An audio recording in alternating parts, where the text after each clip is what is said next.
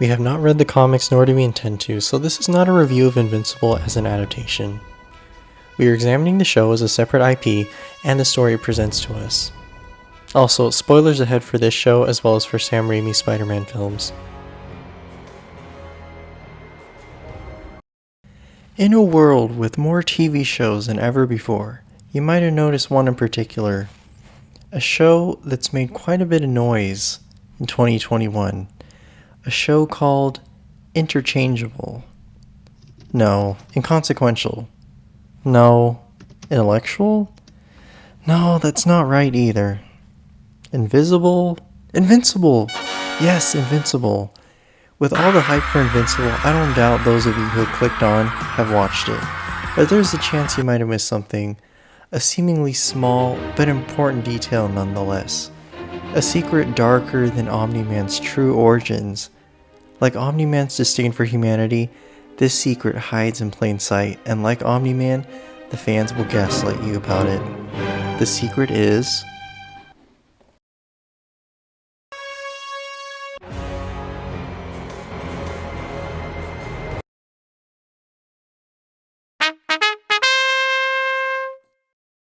Invincible follows teenager Mark Grayson on his journey to becoming a superhero as the son of Superman, Omni-Man, a Viltrumite, and the most powerful superhero on Earth. Only Invincible isn't like other teenage superhero stories. And no, I'm not talking about Mark being half alien. No, Invincible is different from other superhero stories because of the gore. Because no comic book story before has dared to predicate itself on viciously spilling the guts of our beloved superheroes. Wait, that's all? Also, Dad bad. What a twist! The Superman analog, Omni-Man, isn't the classic, honest, justice-seeking Boy Scout we all know and love. Another novel premise. Yet another novel detail about Invincible is the universal critical acclaim from both the audience and critics. If average viewers and highbrow critics agree on something, then Invincible has to be good, right? Or everybody could be wrong. This isn't how I wanted to do this, but I don't have a choice. It's time for you to know that this show is bad.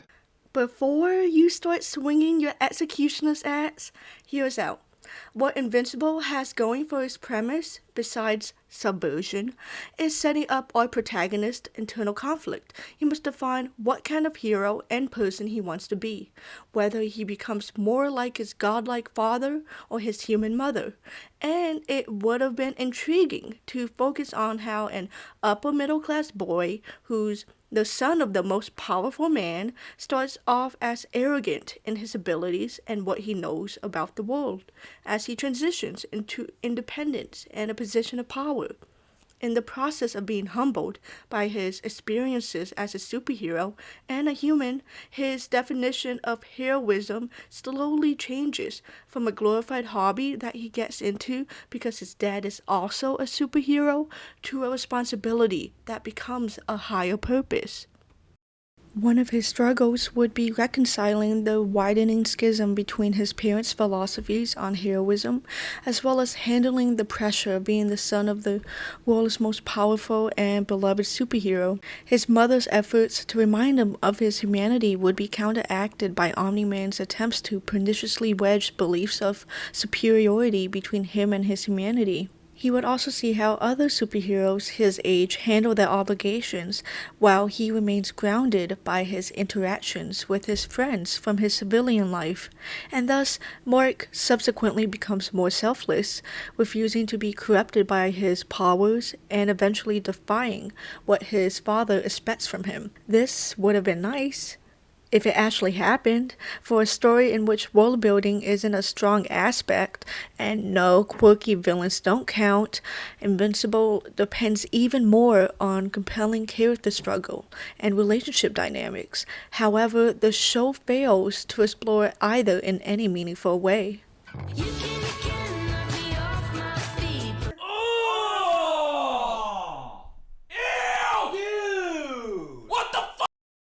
What a bunch of a-holes. Amber is to the fanbase like chum is to piranhas, but that would assume she's appetizing, or that her existence, at the very least, is beneficial to another living being. Amber is more like nuclear waste because there's no use for her, and if we don't dispose of her fast, we'll get cancer. Common opinion among the fandom is fairly unanimous for good reasons, but some will have you believe that she's the only ingrown hair on Invincible's otherwise clean-shaven, dapper face.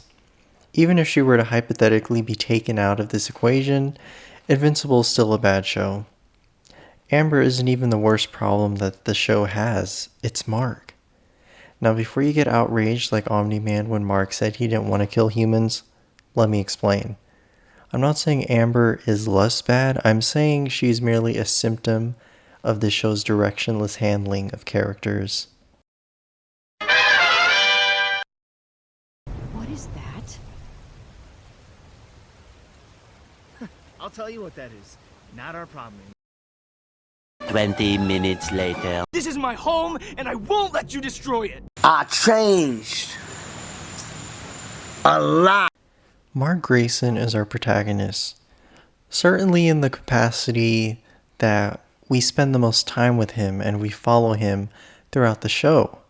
But beyond that, it's hard to tell that he's our protagonist due to the lack of agency and how irrelevant his misadventures are to the plot or any kind of growth. Mark has a lot going for him, like his geography knowledge. Wait, where's Mount Everest? His character is also built on one of the most inherently sympathetic archetypes in superhero stories, the rookie underdog, and yet he still ended up being the most unlikable character in the show. That takes some skill. The show deployed the himbo ray with his character in an attempt to make us like him, which is insulting to characters of other stories who do relatability through comic relief right. Look, he's a good guy. He's dumb. Like him. Now. If only that were all it took. We have people that are stupid. Rather than us learning more about Mark's personal struggle as the season goes on and beginning to root for him, he becomes more and more unlikable. I thought it was supposed to be the other way around. The failure of the writers to make Mark a likable character is like cheating on your test and still failing. You had the answers, but you bubbled them in the wrong order. Now, that's not to say he can't be unlikable at any point in the story. As the son of the most powerful man on the planet with some powers of his own, I expect Mark to start off at least a little arrogant, but he never learns to become a better person, which is what you'd expect from how faithfully the show follows the rookie superhero archetype. Mark is never humbled, nor does he take accountability for his actions. Because he never takes accountability, he never faces consequences, and because he never faces consequences, he never grows. And yet, we're supposed to see Mark be the hero in the final episode and believe it. We're supposed to believe that Mark's actions are a result of the journey he's gone through over the last 8 episodes, when they're simply not.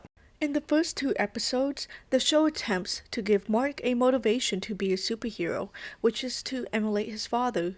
We see Mark's sense of inadequacy for not living up to his dad. I tried my best. I tried to be like Dad. He looks up to him and he wants to prove himself to him, which is why he demands a bully to punch him as hard as he can after he gets his powers. Hit me. Go on. Hit me as hard as you can. Why he rushes onto the streets to dish out some vigilante justice. He even melodramatically tells his dad to punch him to prove he's strong. I know you think I can't do this. Hit me and let me prove you wrong. Please, Dad. Please just hit me. Oh, son. I'm strong enough, and I can do this. It's all I ever wanted for as long as I can remember. I want to do what you do. I want to be just like you. He rushes to stop an alien invasion while his dad's in a coma because he wants to live up to his dad's legacy and make him proud. But he's woefully unprepared to handle what he sees, which makes sense because this is his first mission as a superhero, and he's only known the sanitized and romanticized version of the narrative. He also breaks down when he realizes that he accidentally hurts the old woman whom he tries to save. And he's devastated when he finds out that she dies, showing us that the superhero business isn't at all glamorous or frivolous fun. No, they said she'd recover. It's part of the job. Come on, let's go home. I'm dying for some real food. And those were pretty much the only hints of some quality in Mark's character arc. There was no attempt for Mark to reconcile his humanity, even though he's been waiting his whole life to depart from it. The arc also falls off because his lifelong desire to be a superhero immediately takes a backseat to his desire to get into the pants of a strong black woman once she takes interest in him. For someone with such a personal stake in becoming a superhero, he sure does shirk responsibilities to run to Amber's side whenever he can. Look, call me if you really can't find Rick, but I gotta go after Amber first. Sorry. As sympathetic as Mark's initial motive to be a superhero is, he needs to adopt a more fulfilling reason to remain as one. Especially when Nolan destroys the image of himself that his son idolized for so long. By this point in the story, we should already have some glimpses of Mark becoming his own hero, enough to stand up against his father in the finale. Unfortunately, Invincible seldom does what it should. What are you? An idiot sandwich. During one of his first trials as a hero, Mark doesn't take his job seriously despite volunteering to safeguard the Mars mission and going so far as to pull the responsibility card to convince his parents to let him go. I guess this is the part where I volunteer? You were just teaching me I've got responsibilities. Isn't this one of them? Once he's told that he'll be gone for 2 weeks, he changes his mind and doesn't want to go because he can't live without Amber after the 2 dates they've been on. It's a 2-week mission. 2 weeks? Dad's right. I'm not ready. Things with Amber are going really well. Mark supposedly wants to be a superhero, but he suddenly doesn't recognize the opportunity to prove himself because he has a girl to simp for. Teenage hormones, am I right? Okay, wait. I don't know why I'm only catching this line while editing. Amber, you're incredible and you make me want to be a better person, so at the risk of sounding totally desperate, please don't lose interest in me while I'm gone. You're incredible and you make me want to be a better person. What now? Okay, so he didn't want to do the mission at first because he wouldn't get to see Amber for a grueling 2 weeks. But now, he wants to do this mission because it'll make him a better person for her. Maybe I'm just crazy. Or he only does shit for Amber. Amber, this bitch he met a couple of days ago, is now the primary motivation of our protagonist wanting to be a better hero/person. And making secondary, if not obsolete, the motivation of wanting to be like his dad. This show just completely forgets about this first motivation until they want to bring it up in the finale to score easy emotional blackmail points. Amber just really works faster through the himbo system than acute radiation poisoning. Cecil informs Mark last minute that Martians exist and reassures him that the Martian population is mostly peaceful. Largely peaceful. But shouldn't Mark be keeping an eye out regardless, knowing that there's another species that he doesn't really know about on Mars?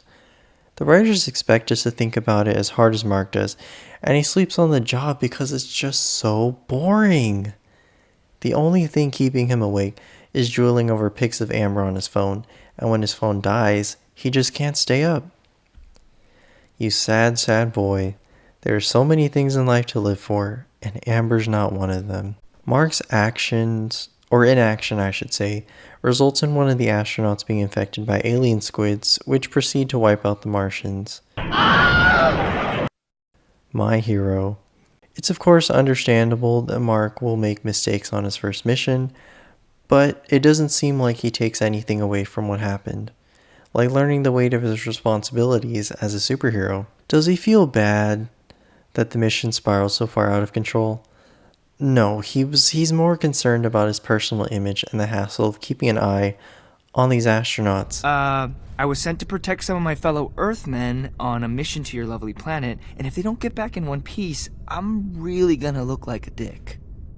Oh, hey guys! Yeah, we don't know who that is. It was a secret mission. Well, you suck at it then. Mistakes were made. Does this look like a young superhero eager to prove himself? Rather than take the job seriously, Mark is spurred to action because people wouldn't be so happy with him if anything bad happened. His negotiation with the Martians is a poor excuse for a comedy skit to show us how quirky and chill our protagonist is. Some will defend Mark, saying that it's unfair for us to expect him not to be exhausted and fall asleep. We're being too tough on a teenage boy. Blame the US government for entrusting their first Mars expedition to a teenager who's only been a superhero for like a week because his daddy's Omni-Man. And blame Cecil? I shall. Cecil's reason for permitting this is because he wants to see if Mark's heart is in the right place, implying he doesn't trust his motivations as a superhero. If this was a test of Mark's moral character, how would Cecil go about evaluating his performance if he didn't surveil the mission? It's possible to maintain visual feed from Mars, but if for some reason the Invincible universe is behind on that kind of technology, though I doubt it, then Cecil shouldn't have sent a 17-year-old boy to be the bodyguard of America's first Mars trip. And if the astronauts did die on the mission, it would have been more likely due to Mark's incompetence than any malevolence on his part, and they almost did die because of his incompetence. Mark should have taken this mission seriously, yet he doesn't even beat himself up for endangering the lives of the astronauts that he was charged with protecting. He's just relieved that he thinks he got away with it, which he did. And he's even holier than thou about it as he disses the astronauts for not being grateful what he did for them, which was not protecting them in the first place.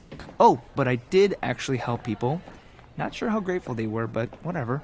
If Cecil really cared about Mark's performance as a hero, then the show would have allowed him to confront Mark about almost ruining the mission and not taking his job, let alone human lives, seriously.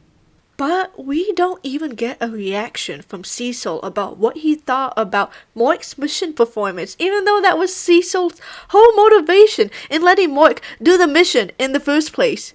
Let's be real. The show just wanted to insert Mark in a quirky misadventure without a second thought to the consequences or his character growth. Another counter-argument is that every misadventure doesn't require a moral message. We're just nitpicking at all the minute details. But when the season is only 8 episodes long and it leads to an epic battle of good versus evil, you really can't waste any minute having a slice of life that doesn't contribute to the metamorphosis of the protagonist. And setting up extraneous plot lines for future seasons doesn't count. Slice of life that doesn't facilitate drastic character change works in other TV shows such as The Sopranos and Mad Men because they're weekly, episodic, self-contained stories over the span of many seasons in which we watch distinct personalities interact with and play off each other.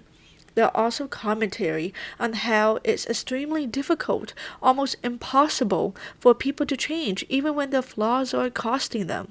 Invincible is not that. Invincible starts at point A and wants to move its protagonist to point B by the end of the season, which requires efficient character movement within its 8 episodes. The Mars mishap was one of the smaller of Mark's offenses from which he learns nothing. In the first episode, Omni-Man scolds Mark for not mitigating collateral damage. It may not look like much, but you did far more damage down there than you needed to. I don't think you're ready. Hit me. So what do we get in episode 5?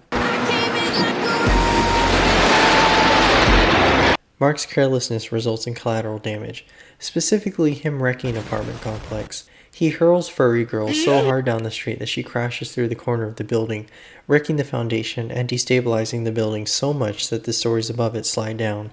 Mark's too busy basking in the applause of the onlookers I love you. and has to be warned by someone pointing out the buildings collapsing behind him. He catches the roof of the first story and casually remarks that the family should get their things in. Sorry about your apartment, but don't you get it? It's such a relatable haha moment that he almost killed them and everybody in the floors above. Don't try to scrub the blame from Mark by saying he doesn't know his own strength. I guess I don't know my own strength. If that's the case, then he should have been more concerned about how to control his strength and strategically subdue enemies so that it results in the least amount of collateral damage possible. And doesn't this also diminish the moment he had when he felt responsible for the old woman's death because he wasn't careful or competent enough as a rookie superhero? Like, maybe it also dawned on him during another grim occasion that human mortality is real and serious. No, just doesn't seem real. That could have been my mom, putting my dad in one of those holes, or me. This could happen to the Guardians of the Globe. It means that none of us are... In spite of this, he doesn't retain any knowledge that would inform his character development, and is now purposely negligent and recklessly endangering civilians' lives with a dorky grin on his face. I do that. I know Eve assured Mark that he'll get used to the violence of being a superhero, but that doesn't mean he's supposed to be the one perpetuating it against civilians in their homes and jettisoning any meaningful character growth. Funnily enough, in a previous scene, we see Titan burning down an apartment building on behalf of Machine Head for insurance money, but he gives the tenants money for a temporary place to stay. This morally gray character feels more sorry for the people he hurt than the supposed superhero protagonist of the show.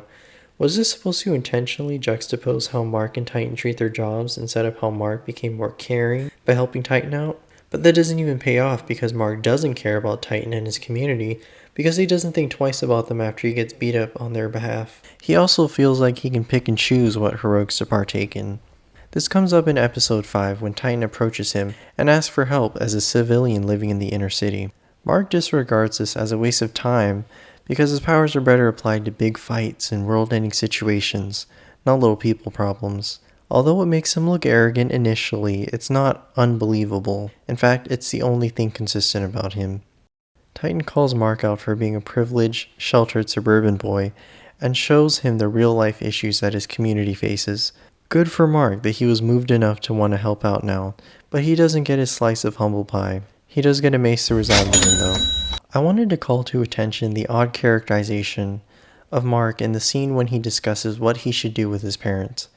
Before this, he was swayed after seeing Titan's sickly daughter. It'd make him kind of look like a jerk if he didn't help, God forbid, but he still throws the topic on the dinner table. Nolan continues to assume the worst in Titan and says that Mark is above this. Mark's single brain cell is kicked into overdrive and he disagrees, but he doesn't do it himself. He calls his mom to jump in and provide a counterpoint. Mom? The question is, why does he need Debbie to stand up for him? Why doesn't he simply rebut him? Is he not intelligent enough to form his own arguments? It's clear that the true intention of involving Debbie here is to focus on her mounting suspicions of Nolan. Sure, teenagers call upon the other parent in arguments for confirmation against the other, but if Mark has any strong convictions of his own, can we see him care enough to actually stand up for himself? It wouldn't have been a problem if Mark stood up for himself first, and then Debbie backed him up. After the Guardians are mauled by battle beasts in an attempt to aid Mark, he cares so deeply about his teammates that he doesn't see if any of them are alright. He asks about them, and Debbie tells him that they're still unconscious. Black Samson? Monster Girl? Still unconscious. Everything's alright then, I guess. We can move on to the next adventure. The writers think that the way to show us how guilty Mark feels is by having him glance away from his mom with a sad look on his face and being reassured that it isn't his fault. Which is why, in the very next scene with Mark, we see him in Amber's room, begging for her forgiveness. He's already been absolved, now it's time to grovel to the one that matters. Mark isn't allowed to care about wanting to see the aftermath of taking out Machine Head, which almost costed him and 2 other teammates their lives. It's like Mark only wants to prove to himself and us that he cares about the little guy. But he obviously doesn't, and the writers don't care enough to commit to finishing this arc. Alas, none of those things are nearly as important as Amber. Considering that the first thought he has when waking up from his coma is missing his soup kitchen date with her. I knew you'd pull through. How long was I out? 6 days. 6 days? No, I was supposed to, Amber. Dude, you almost died. Can you stop thinking about pussy for 1 second? Would you only care about dying if it meant you would miss more dates with Amber?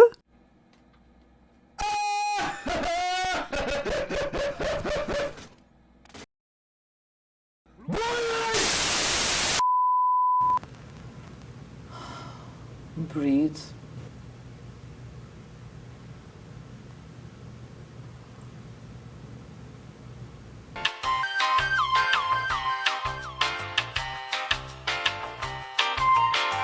Mark, how about you just go back to your coma and never wake up? Because You're so stupid! as brief and inconsequential as the show makes Mark's encounter with Titan seem, there was an opportunity to color his worldview by having Mark learn that Titan becomes the next crime lord to give his family a better life. This nuance would have lent more attention to the ideological conflict. It would have been an interesting point in favor of Nolan's argument that people are only trying to use Mark for his powers, and cutting against Debbie's belief in indiscriminate heroism. On the other hand, Titan did do this for his family, and wants to use his powers for the good of his community, or so he says. But we don't know, because the first thing Mark does when he gains consciousness is crawl back to Amber. And don't say that this will be explored in Season 2 like everything else, because we should have explored it in Season 1. This would have been the best opportunity for Mark to reflect on the ramifications of his actions. Want to hang out sometime? Sure.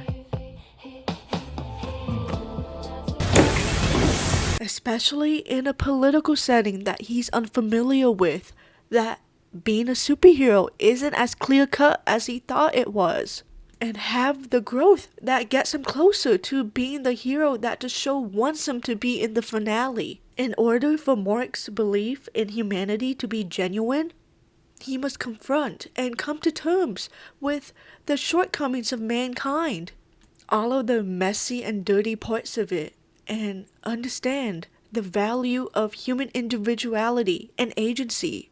Yet the worst in humanity only comes from Mark. We see the worst of Mark in episode 6, in which he prioritizes his petty neurotic jealousy over doing the right thing. But before we rush into the mustard gas, let's slip into the trenches first and scope out the terrain. This episode first tries to show us that Mark is having doubts on wanting to be a superhero. So, the first thing he does after leaving the hospital is accept his scolding from Amber for getting hospitalized. Naturally, he flagellates himself like a good little simp he is and tells her that he'll do better. He promises. In the next scene, Mark tells William that they haven't hung out in a while. Hey, we haven't hung out for a while. Oh my gosh, this show really wants us to pretend that he values any other relationship besides that with Amber. Just stop it. Stop it. Get some help. Stop pretending that he cares about anyone besides that hoe. He clearly doesn't, because he never visits his critically injured teammates who came to help him. He doesn't care to know what happened to Titan or his family or his community. He doesn't care that he almost died. Nolan gets angry when Cecil points out that it's reassuring his son disobeyed him. Mark never told you he was taking on Machine Head all by his lonesome? Yeah, he told me. Told me he wasn't going to take the bait. What's so funny about that? You're the most powerful man on the planet, but even your kid won't listen to you. What, this doesn't happen on Viltrum? No, it doesn't. Mark's a human teenager, Nolan. It's what they do. It's reassuring, really. Despite this, Nolan doesn't feel like he should confront his son, for disobeying him. Instead, he gets amnesia and cheerfully waves his son goodbye before he goes on a romantic trip with his girlfriend. Okay, be careful. Don't have too much fun. No drinking, no drugs, and no sex. The show giddily wants to move the plot forward in Amber's direction. Who knows why? We spent too long on that tedious thing called character development. So we don't want to see it through. We wouldn't want to give Nolan a productive interaction with his son in which he chastises him. We wouldn't want Mark reflecting on his actions or defending what he did. We wouldn't want Mark to point out that he helped the community when no one else would. We wouldn't want Nolan telling him that he only got used and to see it for himself if he doesn't believe him. And we absolutely wouldn't want Mark having to grapple with actual consequences or form his values based on it. No. Amber. Amber is what the show, Mark, and the audience truly need. After the campus is attacked by a killer cyborg, William is on a video call with his boyfriend Rick when his feed abruptly cuts. William is understandably concerned and asks Mark to check on him because, Mark is a superhero with powers. Mark dismisses his best friend because he's too burdened by his troubles with Amber. Oh shit, should I have gone after her? Get up. Something happened to Rick. We were on the phone and it cut off. We need to look for him. I need to go after Amber. What? Just call him back. He's not answering. Those gays are just so dramatic and over the top sometimes. Trauma is like gay man Gatorade. It replenishes their electrolytes. Mark is a straight boy with a real relationship to worry about. It's not like he and his friends were attacked by a rampaging killer robot earlier that afternoon, and they still don't know where it came from or if there are any more. William makes this point, and Mark acknowledges that Rick may be in trouble. Like, who knows? But the excuse he gives William is that he won't want his help because he'll just mess things up. You don't want my help. Every time I try to be a hero, I make things worse. What if it's that thing from earlier? You saw me kill it. It killed itself. Whatever. It's dead. Look, call me if you really can't find Rick, but I gotta go after Amber first. Sorry. Shut the fuck up. You're a stupid cunt, suck my dick. Mark does mess things up, but it's because he neglects doing the responsible thing. And the responsible thing to do now is to ensure William's and Rick's safety, which he refuses to do. Oh, the irony. The show thinks that Mark's guilt over his teammates almost dying to save him is sufficient rationale, but who can take this seriously when he never visits them at the bedside or wants to see the results of their efforts in stopping Machine Head? It makes it look like he's using his guilt that he doesn't even feel as an excuse to get himself out of doing the right thing. You know what would make his rationale even stupider? If he considers his quote-unquote messing up with Amber as a reason for not wanting to help William, I might just give myself a concussion. And yet, this probably best reflects his mindset because the only messing up he cares about, as evidenced by his actions, is with Amber. These feelings of inadequacy pop up more than once in Mark's character arc. He hems and haws about how he always messes things up. His failures fester into a defeatist attitude. He wallows in his woe is me mentality. Oh, how much life sucks because Amber's mad at me. Yet he never does some actual self-reflection to see what he should prioritize in life or how he can do better next time.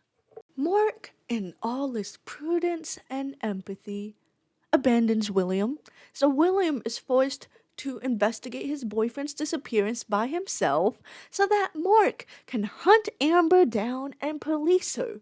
That is some micro-penis incel energy right there. It's sad. Hideous. Boring. It turns out that Rick was in legitimate danger. I said, no, what? And William finds himself getting jumped by the other killer cyborgs. He manages to call Mark for help, yet Mark has the galls to treat his own situation like it's a moral dilemma. Stop Amber from talking to another guy, or save my best friend from dying. You know, it's just so hard to choose sometimes. Ultimately, he does choose the latter, but not after wasting time giving Amber a look of pathetic yearning. I am not pathetic. And not after he wastes precious time putting on his costume when he should be flying straight to William's help. We couldn't find the canon time it takes for Mark to change into costume, but it kind of cuts against the feeling that the situation is an emergency if he goes out of his way to costume up. Just a thought. Anyhow, Mark does end up saving the day. Kinda. He manages to save William from losing his arm, but it's a bit too late for Rick, who's already been mutilated and lobotomized.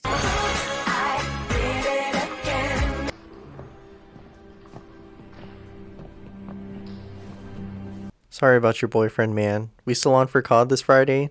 On the ride home, all we see is Mark prostrating himself at the altar of Amber, apologizing for things, while completely ignoring William, who lost someone because of Mark's negligence. Amber, listen, I can explain everything.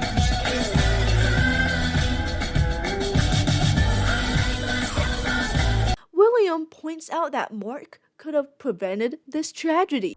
I gotta say it. If you had helped me find him right away, none of this would have ever happened. I know. I'm sorry. I suck. Sure, I guess Mark does apologize. It's the thought that counts. But then Mark somehow turns this into a proclamation that he's wronged Amber more than William. Because you're a superhero. Not anymore. What? Why? Because I'm a terrible friend and a worse boyfriend. I'm a terrible friend and a worse boyfriend. The most important thing on his mind is how he's wronged Amber and how she broke up with him because of it, not the victims of his selfishness, William and Rick. The writers are as obsessed with Amber as Mark is, so William is made to agree with Mark in that the problem isn't Mark being self-centered and uncaring, it's that he didn't pay enough attention to Amber. And when the writers still write William to be a frivolous gay, it diminishes what happened to him and Rick, and also Mark's responsibility for all of this.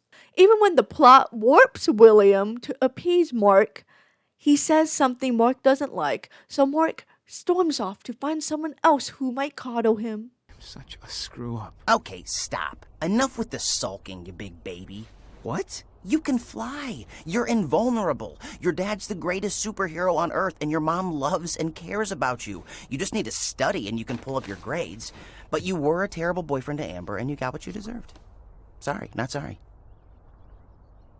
If I can deal with almost losing the hottest guy I've ever had, you can deal with this. What? Friends tell friends the truth. Not like that, they don't. I just got dumped, dude. You got dumped weeks ago. You just didn't realize it. You're like a bad guy in a samurai movie who gets cut in half but thinks they're fine until they're like, oh my god, my top half's sliding away from my bottom half.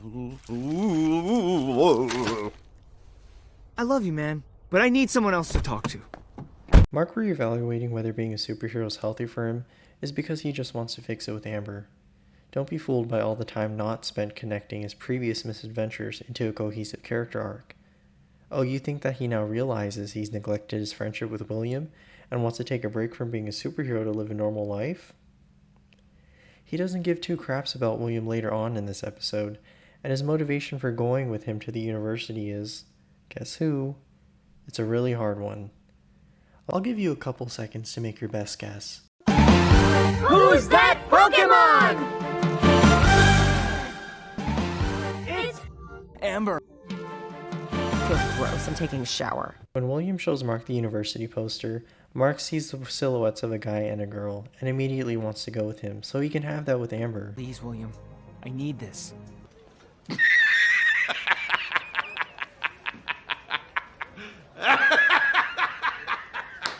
When Eve tells Mark that she wants a fresh start as a superhero by helping people in a way that doesn't involve violence, he tries to relate to her by saying that he wants a fresh start with Amber because... Really messed up downtown.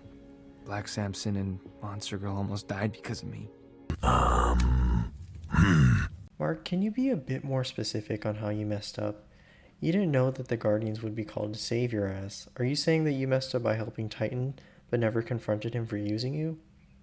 Can you really say that you were used when you don't even know what Titan does after Machine Head is arrested?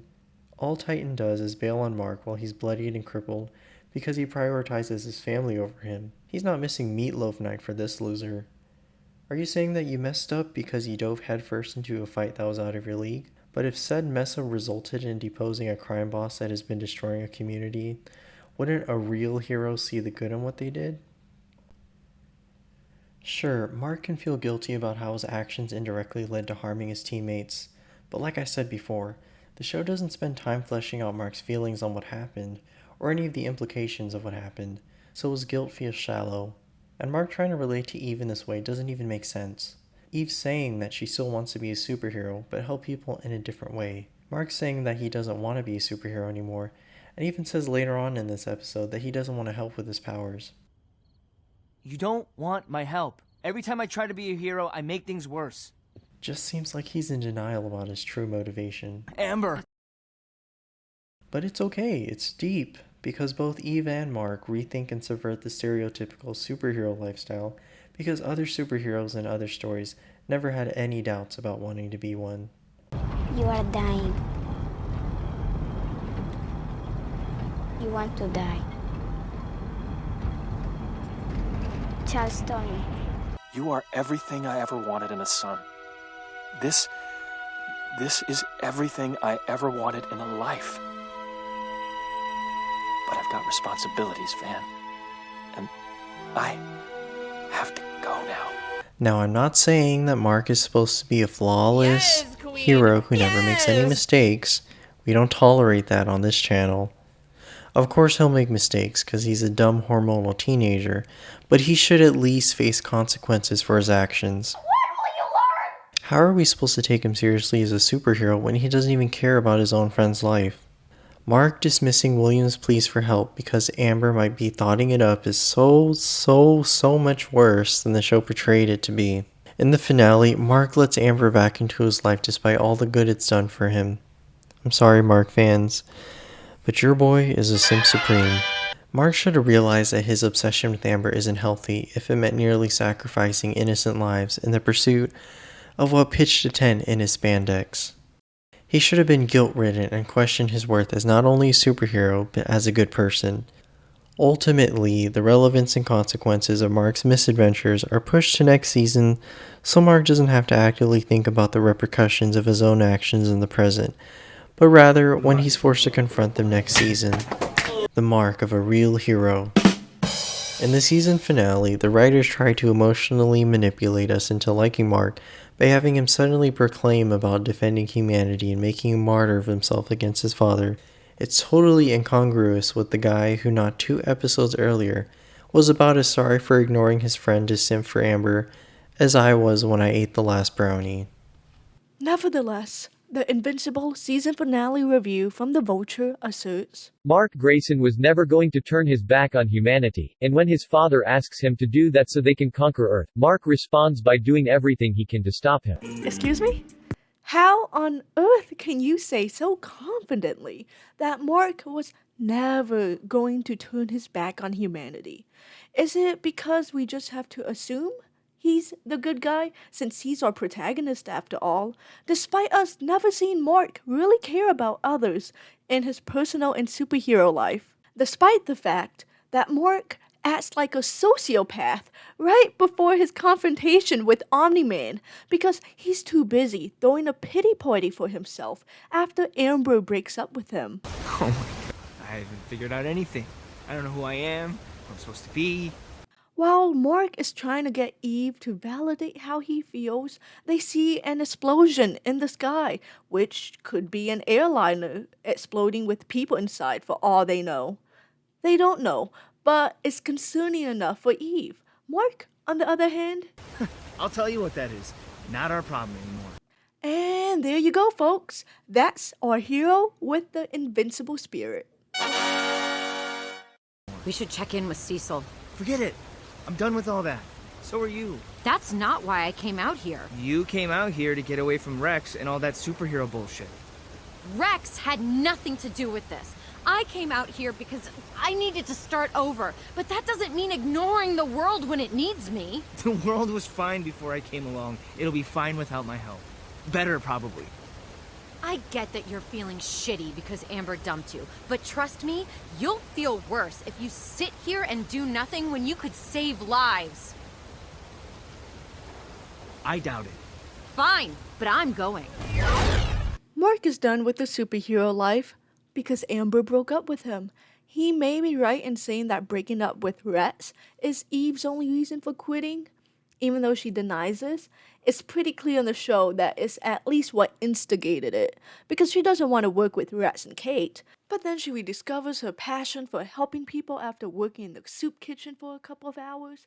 More on that another time. But at least Eve consistently wants to help people.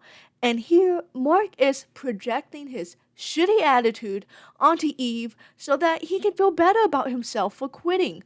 Points for Eve for calling Mark out. But too bad he doesn't take her seriously. Probably because she's a woman. You know how insidious this is?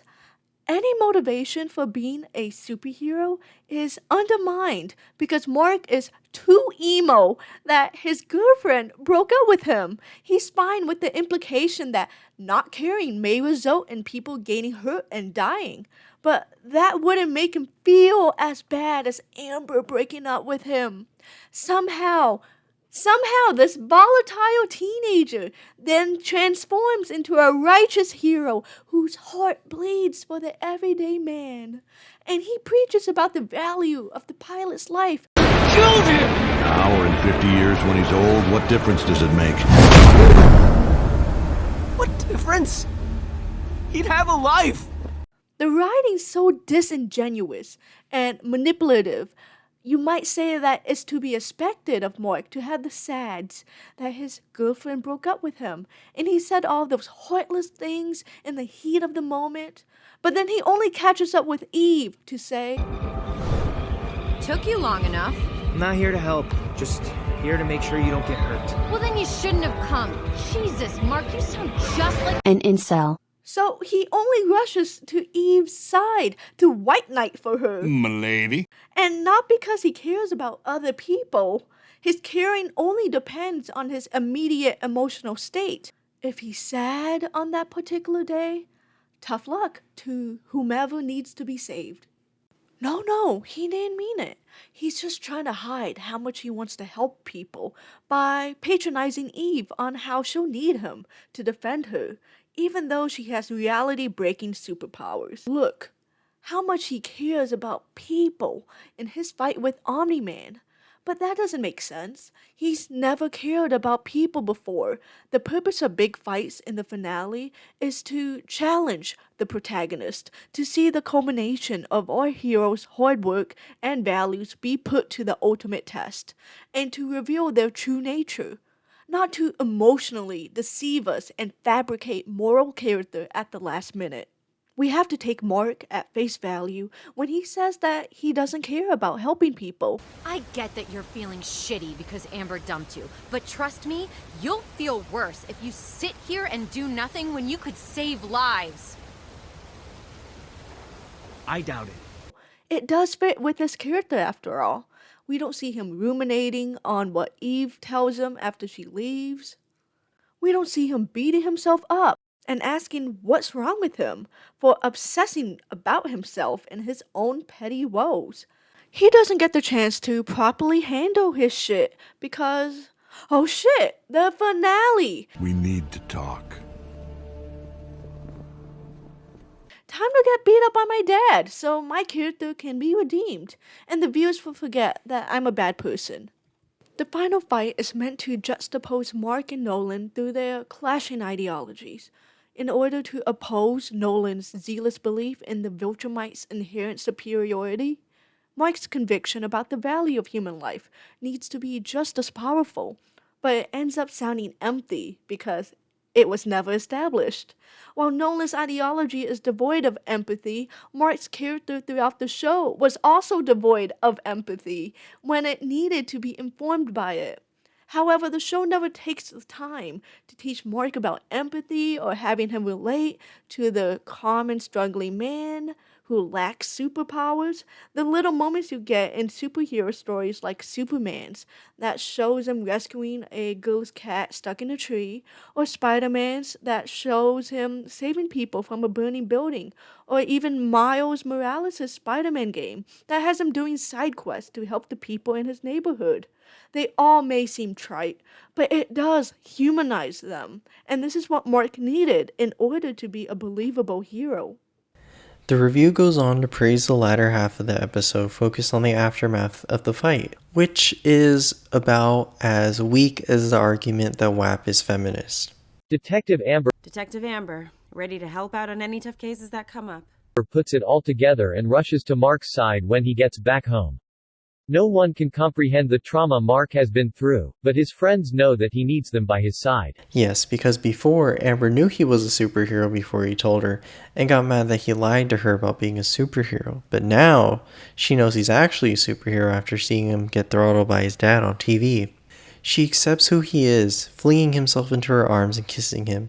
It not only makes Amber look fickle and gross for taking advantage of Mark's vulnerability, but this diminishes his self-respect and the seriousness of his grief. Mark should have reacted a whole lot differently to Amber now than he would have 2 episodes ago. Yet he so desperately wants her, he'll take her back now that she's forgiven him for being a superhero. His world and image of his father may have been destroyed before his very eyes, but he still got the horny. He's willing to stand up to a psychopathic genocidal dad who beat him to a pulp, but not the black girl. She's just too strong. There's so little that the show can do now to make Mark less horrible, but if he slammed the door on Amber, I would have opened my heart to him, just like the legion of fanboys out there. Just think about the power of Mark slamming the door on Amber. He says nothing. He holds his hand out to stop her from bum rushing into his house, a look of subdued indignation on his face, and slams the door on her. We never see her again, and I can simp for Mark. It's a win-win. It would be funny too, 'cause I hate that bitch. The quartet of Mark, Amber, Will, and Eve really comes together in this episode, and now that everyone knows everyone's secret identities, there are much stronger ties between them all. They get together and get milkshakes. And Mark tells them, I don't know what to say. It's like I'm hollow inside. Nothing seems real. We don't have to do this here. No, it's okay. I just need to get out of the house. But, can we talk about something else? That is pretty much the extent and depth of the interaction because Mark gets interrupted by a phone call from Cecil. Hold on. Hello? I need you. Now. Hurry. Rather than let Mark breathe and process his emotions, he's tugged around by the plot. He takes the time to tell Alan the alien what's happened since they last met and how he's feeling. This is where the show shoots itself in the foot.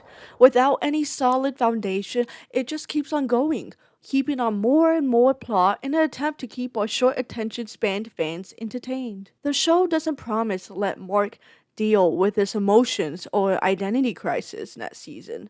It does promise, though, more quirky misadventures, more space squids, more Titan, more Flatsons, more Marla twins, battle beasts, dock seismic, more. On top of that, we're teased with the impending conflict of galactic proportions that Mark will definitely have to participate in because he's a super special Viltrumite. This all happens in the last 5 minutes of the episode. Doesn't that sound awesome? Well, no, not really, because that means Mark will have even less time to actually become a character. Mark's confrontation with his dad is treated as the most important part of the story, yet the show wants to do everything to distract us from it. Not because it's too painful for Mark to think about, but because the show wants to move on to funner things. It's understandable that Mark copes with his grief by not wanting to think about it. He's unable to look at a family photo because it reminds him that his family is a lie and that the loving father who mentored him to be a superhero betrayed him. He needs some sense of normalcy to hold himself together. So he proposes that his friends go hang out with him so that he can get out of the house. His faith in what he knew has suddenly been uprooted. He needs to comfort himself in the familiar, and his friends are the only relationships that have remained intact. This could even be an explanation for why he accepts Amber back into his life, but the show portrays Amber and her reunion with Mark as a positive and wholesome thing. So I highly doubt this was the product of intelligent writing. He even tells Amber that he wants to talk to her about what happened. I know you're not okay, but do you want to talk about it? Yeah, I think I do. Huh? That's who he really wants to confide his emotional trauma with? Mark then tells his friend how hollow he feels on the inside and that nothing feels real. I don't know what to say. It's like I'm hollow inside. Nothing seems real. We don't have to do this here. No, it's okay. I just need to get out of the house. But, can we talk about something else? His monotone voice and the lack of facial expression hint at the flat affect of depression, so the show's at least trying to establish that Mark's affected this time by what happened to him. Better late than never, I guess. But what would have showed his feeling of everything not feeling real is if his friends were allowed to change the conversation topic to avoid talking about what happened, and Mark loses interest in it, dissociating from the conversation. Voices grow more distant as he's sucked into the oblivion of his own mind because he knows, deep down, voicing normalcy is ingenuine. He may desperately wish for normalcy because he thinks that's the only way he'll stay afloat, but he's denying the reality of his pain and reality itself, that he's changed. What he went through changed him. He can't simply return to the ordinary world and act like nothing has happened. He has to come to terms with it eventually, or else he'll continue to suffer. But the conversation lasts so briefly that Mark is saved from the awkwardness by a phone call. Can we talk about something else? We can try, but it's literally all anyone is talking about in the whole world. Okay, sorry. New topic. Hold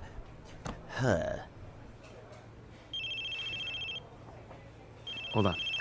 Hello? This is a running theme with how the show treats Mark dealing with hard, uncomfortable emotions. Another example is how Mark literally sits on the stairs, dejected for less than 2 seconds, after closing the door on his mother's emotional breakdown. His face is anguished by as much despair as someone who's dropped their croissant. My croissant! I was more emotional when I dropped my Oreo Toro boba smoothie, spilling it across the pavement. Not wanting Mark to dwell too long on his pesky emotions, the show rushes to open the door for Amber, literally, so that she can be back in Mark's life. Yay. The plot literally keeps pushing Mark forward without giving him time to be alone on screen to marinate in his thoughts. He's yanked out of bed by Cecil so he can see secret government organization stuff. He's yanked from the stairs so he can open the door back to Amber.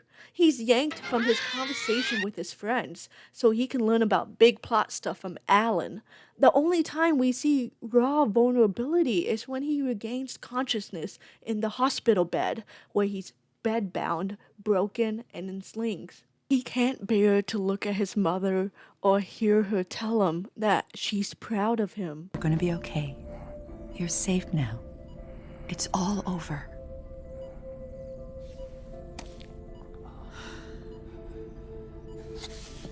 Here, drink.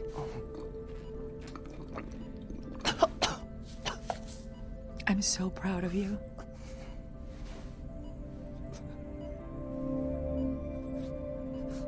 I'll let you rest. There's actual tears flowing as Mark's reminded of his helplessness, how powerless he was to stop his dad. It makes sense that he'll be the most emotionally vulnerable here. But then, cue the montage of everybody else moving on with their lives.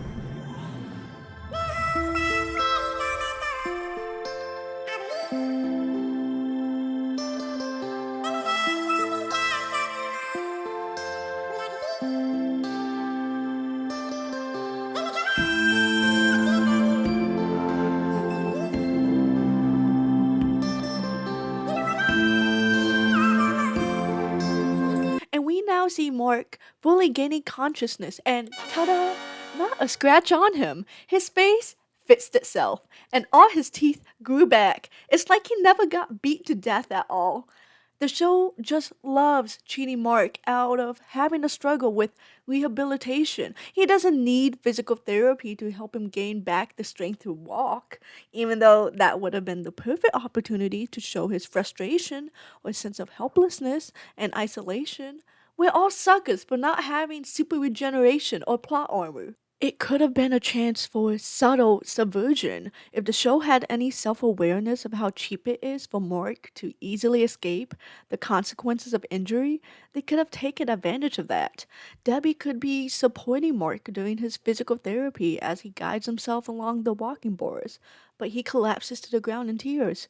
Debbie tells him not to give up, that she's sure he'll be walking by himself any day now.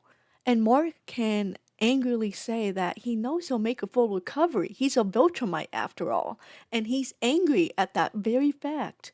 He'll be fine, his life and body intact, while everybody else is dead. You would think a facet of Mark's grief would come from survivor's guilt. All he could do was watch innocent people get brutally slaughtered by his dad, yet he was spared from death and disability. You would think this would haunt him and have him asking why he's the one who deserves to live. Why does he deserve any of his powers when he's such an unworthy person? That would actually reinforce that he's this selfless hero now, caring and feeling remorse for the lives he believes he couldn't save because he was too weak. And this could explain why Mark wants to avoid thinking about what happened. He doesn't want the intrusive thoughts or reminders of guilt that'll force him to relive what he thinks is his own failure. But we get no hints that Mark feels guilty about what happened, and this observation is most glaring in his talk with Alan. Mark comments that his pain and struggle is just a small part of something bigger, and he finds relief from that. Sure. Let me know if I can do anything to help. I don't get why you're smiling. Just thinking about everything I've been through. How huge it all feels. But the fact it's just a small part of something much larger makes it all seem more manageable. I don't know, but it helps. I sympathize with Mark wanting to rationalize and cope with his pain. He has to believe that what he's been through means something and is part of something bigger. In this case, a galaxy-wide uprising against tyranny. He's a victim of systemic oppression, not the CRT one. And the path to justice is through war, which returns agency back to him. After all, punching things is what he's good at, however successful he's been. He's no longer a powerless individual. He has the galaxy rallying to the cause. However, it speaks to the show's mentality of validating his tendency to constantly run from his personal problems. Mark can avoid the terrifying path of facing his own issues, although no superpowers will help him with this one, and it's not as flashy or gory. It's the more compelling character struggle, and the show doesn't give me hope that they'll explore it. It won't have Mark contend with his grief in a personal or cathartic way. It won't have him grappling with his sense of self in a way that will clarify his purpose, helping him realize what he needs to do. He already has a new purpose, and is teaming up with the universe against the Viltrumite Empire. Everything he thought he knew was dismantled in less than a day, and yet the show can't move on fast enough. At the same time, the show wants to remind you how relatable Mark is, and in doing so, it A, undermines the threat of the Viltrumites and the stakes being set up, B, makes light of the seriousness of his grief by entertaining his fantasies that nothing has changed, and C, obfuscates what he wants. Once they find out your father took off, the Viltrumites are gonna come for you. Trust me, when they set their sights on a planet, they don't give up without a fight. I'll be ready. I hope so. What's the plan in the meantime? Finish high school, I guess. That's just going to be another problem that sorts itself out for you, huh, Mark? You don't feel like you need a train to get stronger to go up against an army of Viltrumite soldiers? One Viltrumite throttled you without breaking a sweat. More people as strong as your dad are going to come directly for you and the entire planet. Only they aren't your dad, so they can't be swayed by saying you'll still have them. but no need for alarm or a sense of urgency. He'll just finish high school in the meantime. No words can describe how stupid the line, finish high school, I guess, is. But didn't you just admit that Mark wants normalcy? Well, yes, I did, but the show treats it in such a flippant way that it undermines any notion that there was supposed to be devastating emotional conflict, or any chance that Mark will reckon with his pain in any substantial manner. Alan asks Mark what he's gonna do in the meantime. What's the plan in the meantime? And cue the upbeat pop rock music with the montage of B-plots to expect next season.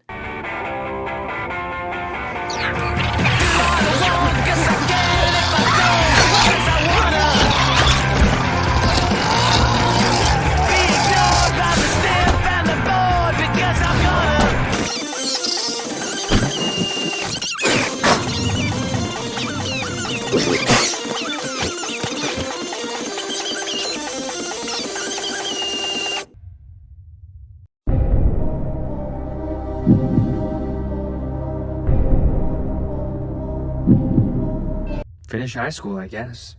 Finish high school, I guess? Like, he has nothing else to do in his life. Oh, silly Mark. The season then ends with Alan asking, what's high school? Because it's also lighthearted and funny. What is high school? Now it's The show prioritizes creating the illusion of normalcy and validating Mark's desire for it over the personal, intimate hero's journey, or even naturally developing his relationship with his mom, who is more relevant and impacted by the plot than all his friends put together. The Vulture review actually praises the show for Mark expressing that his number one priority is finishing high school because it demonstrates that Mark's exuberant spirit has persevered. You might even say that his dad may have broken his body, his family, his entire worldview, and half a city, but it didn't break his spirit. This shows how Mark is truly invincible. No, it shows that the writers don't want Mark to actually deal with his emotions. Like I said before, I understand why Mark would want to express regular teenage boy thoughts to hang on to his normal life for his own sake, but the show does it more for its own sake than as a natural reaction from Mark. It wants to show you that it's still fun and relatable. But it's inhuman when he's gone through so much and there's no other concerns besides that of a normal teenage boy. There's a difference between persisting in the face of hardship versus not confronting your internal or external problems. Seeing what the show prioritizes, Mark is being pushed in the direction of the latter.